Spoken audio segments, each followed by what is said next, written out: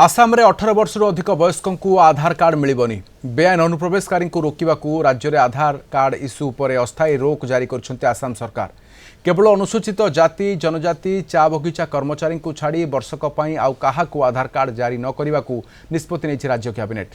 अन्य संप्रदायर व्यक्ति माने सेप्टेम्बर मास सुधा आवेदन करें आसाम मुख्यमंत्री हेमंत विश्व शर्मा। आधार कार्ड आवेदन बंद होगा पर विरलू विरलतम मामलें जिलापाल आधार कार्ड जारी करेंगे।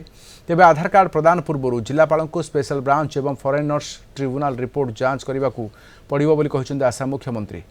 बेआईन अनुप्रवेशकारी विशेषकर बांग्लादेशी अनुप्रवेशकारी को रोकवा एक पदक्षेप निया जाइछि। 18 বছৰৰ ওপৰত কোনো নাগৰিকে অসমত আধাৰ কাৰ্ড নাপাব। যিসকলে ইতিমধ্যে আধাৰ কাৰ্ড লোৱা নাই সেপ্টেম্বৰ মাহত তেওঁলোকে আবেদন কৰক। আমি এমাহৰ কাৰণে উইন্ডো এটা খোলা ৰাখিম। দ্বিতীয়তে ST SC আৰু টি গাৰ্ডেনৰ কাৰণে এই উইন্ডোটো এবছৰৰ কাৰণে খোলা থাকিব।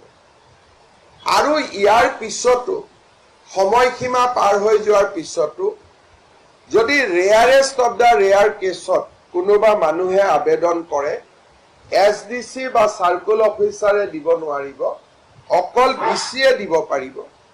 ডিচিয়ে দিয়াৰ আগতে SB report foreigners tribunal report গোটেইখিনি সংগ্ৰহ কৰিহে ডিচিয়ে দিব পাৰিব। আৰু আমাৰ আধাৰ সেচুৰেশন ইজ 103%। তাৰ মানে এনেকুৱা মানুহ কোনো বাদ পৰি যোৱা নাই 18 বছৰৰ ওপৰত যোনে আধাৰ নোলোৱাকৈ আছে এক্সেপ্ট ST SC আৰু টি গাৰ্ডেন। বাকি সকলোৱে আধাৰ লৈছে।